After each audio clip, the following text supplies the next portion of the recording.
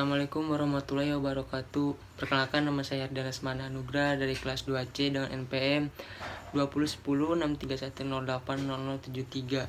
Di sini saya akan menceritakan sebuah dongeng yang berjudul Sang Kuryang.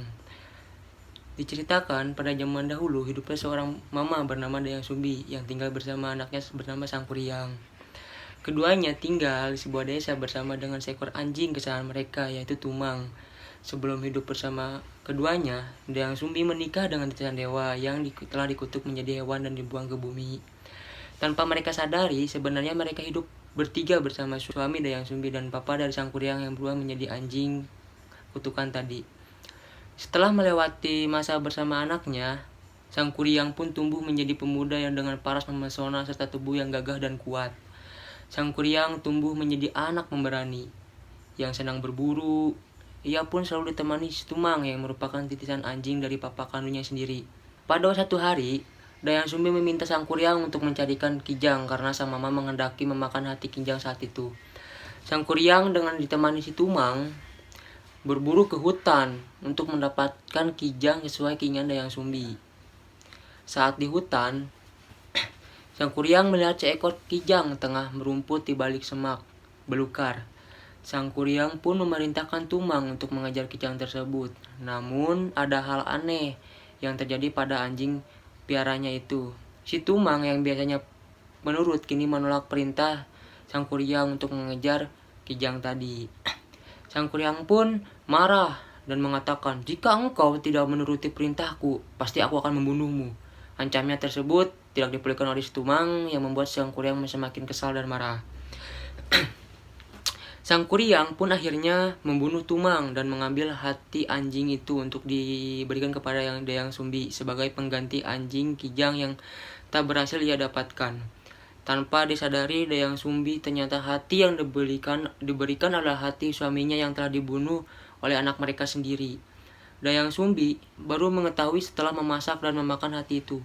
Betapa murkanya Dayang Sumbi ketika mengetahui bahwa si Tumang yang diberikan Sang Kuryang adalah Dayang Sumbi kemudian marah, mengerahi gayung yang terbuat dari tempurung kepala dan memukul kepala Sang Kuryang sambil mengatakan yang sesungguhnya, "Tumbang itu papamu, Sang Kuryang." Mendapat perlakuan dari Dayang Sumbi tersebut, Sang Kuryang pun marah dan sakit hati. Ia tak rela mamanya begitulah. Sang Kuryang berpikir bahwa Dayang Sumbi lebih menyayangi si Tumang dibandingkan dirinya. Maka tanpa berpamitan, Sang Kuryang pun pergi mengembara ke arah timur. Setelah kepergian Sang Kuryang, Dayang Sumbi mengaku menyesal atas perbuatannya kepada anaknya sendiri. Ia pun memohon ampun kepada para dewa atas kesalahannya tersebut. Mendengar permintaan Dayang Sumbi, mereka menerima permintaan maaf itu dan mengaruniakan kecantikan abadi kepada Dayang Sumbi. Di lain sisi, Sang Kuryang yang terus mengembara tanpa tujuan pasti, kini tumbuh menjadi lelaki dewasa yang memiliki paras dan tubuh yang dapat mempengaruhi banyak perempuan. Tanpa sadar, setelah sekian bertahun-tahun lamanya ia kembali ke tempat di mana dulu dilahirkan.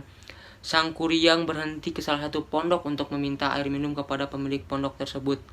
Tanpa ia sadari, ia terpesona dengan kecantikan Dayang Sumbi yang abadi.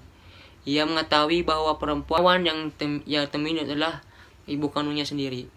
Begitupun yang terjadi pada Dayang Sumbi. Melihat sosok laki-laki gagah dan sakti di hadapannya, ia menyadari bahwa laki tersebut adalah Sang Kuryang, anaknya sendiri. Dari situlah tumbuh rasa simpat dan cinta sampai akhirnya mereka merencanakan pernikahan. Sebelum melakukan pernikahan, Sang Kuryang yang mengganti namanya dengan Jaka ini berniat untuk berburu ke hutan. Dayang Sumbi pun membantu Jaka calon suaminya itu untuk mengenakan penutup kepala. Betapa terkejutnya Dayang Sumbi saat melihat luka di kepala calon suaminya. Luka tersebut mengingatkannya pada anak laki-lakinya yang telah menikahkannya dulu. Ia sangat yakin bahwa laki-laki gagah yang akan menikahinya adalah Sang Kuryang, anaknya sendiri. Melihat bekas luka tadi, Dayang Sumbi kemudian menceritakan kepada lelaki tersebut bahwa Dayang Sumbi orang tua kandung dari si Sang Kuryang yang telah bertahun-tahun menghilang. Namun, Sang Kuryang telah dibutakan oleh hawa nafsu, tidak memperdulikan penjelasan Dayang Sumbi dan tetap bersikukuh untuk menikahinya. Apa syaratnya? Syarat adalah janji. Kemudian diajukan sebagai permintaan yang harus dipenuhi. Begitu pula syarat yang diberikan kepada Sang Kuryang harus ditepati terlebih dahulu sebelum kemudian Dayang Sumbi mengabulkan keinginannya. Sang Kuryang yang tetap ingin menikahi Dayang Sumbi, kemudian perempuan melamar itu dan dinikahi. Untuk mencapai pernikahan itu, Dayang Sumbi pun memberikan sebuah permintaan sebagai syarat untuk menerima lamaran dari Sang Kuryang. Dayang Sumbi mengajukan permintaan yang sangat berat, yaitu meminta Sang Kuryang membuat bendungan pada Sungai Citarum. Dari dalam danau terdapat perahu besar. Namun yang membuat permintaan itu berat karena kutipan Dayang Sumbi, sebelum fajar terbit, kedua permintaanku itu harus terpenuhi atau selesai dikerjakan. Tanpa ragu Sang Kuryang pun menyanggupi permintaan dari Dayang Sumbi. Baiklah, aku akan memenuhi permintaanmu. Sang Kuryang pun mulai aksinya untuk membuat perahu dan menebang pohon besar. Sementara cabang dan ranting pohon tersebut dibutuhkan ditumpuk sampai suatu hari menjelma menjadi gunung burangrang. Perahu besar pun berhasil dibuat Sang Kuryang. Setelahnya lelaki gagah dan sakti itu memanggil para makhluk halus untuk membantunya membendung aliran Sungai Citarum yang deras untuk membuat sebuah danau sesuai permintaan Dayang Sumbi. Semua yang dilakukan Sang Kuryang kemudian membuat Dayang Sumbi menjadi cemas karena sebentar lagi berakhir sebelum berganti hari. Dayang Sumbi pun mencari cara untuk menggagalkan rencana pernikahan dengan anak kandungnya sendiri dengan memohon kepada pertolongan para dewa. Setelah berdoa, Dayang Sumbi mendapat petunjuk untuk menebarkan boeh rarang atau kain putih hasil tenunan. Setelah Dayang Sumbi berkeliling dan memaksa ayam jantan berkokok di saat waktu masih malam, mendengar suara ayam yang sudah bersuara, para jin yang membantu pekerjaan Sang Kuryang pun sangat ketakutan ketika mengetahui bahwa fajar telah tiba. Mereka kemudian menghilang ke segala penjuru dan meninggalkan Sang Kuryang dan pekerjaannya yang belum selesai. Tentu saja hal ini membuat Sang Kuryang marah besar karena merasa dicurangi oleh calon istrinya sendiri. Sang Kuryang yakin bahwa fajar sesungguhnya belum tiba dan masih ada waktu untuk menyelesaikan danau tersebut. Sang Kuryang kemudian murka dan menjebol bendungan di Sang Hyang Tikoro. Kemudian aliran Sungai Citarum dilemparkan ke arah timur hingga menjelma menjadi Gunung Manglayang. Air yang semula memenuhi danau tersebut pun surut. Sang Kuryang kemudian dengan kekuatan saktinya menendang perahu yang tadi ia buat hingga jatuh dan terlungkup sampai menjelma menjadi sebuah gunung yang kemudian disebut Gunung Tangkuban Perahu. Masih dalam hawa amarah yang besar, Sang Kuryang yang mengetahui ini semua adalah siasat Dayang Sumbi untuk menggagalkan pernikahan dengannya.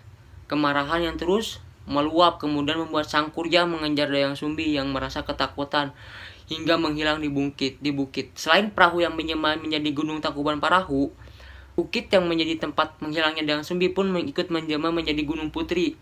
Sedangkan Sang Kuryang yang tidak berhasil menemukan Dayang Sumbi akhirnya ikut menghilang ke alam gaib. Sekian dari saya. Wassalamualaikum warahmatullahi wabarakatuh.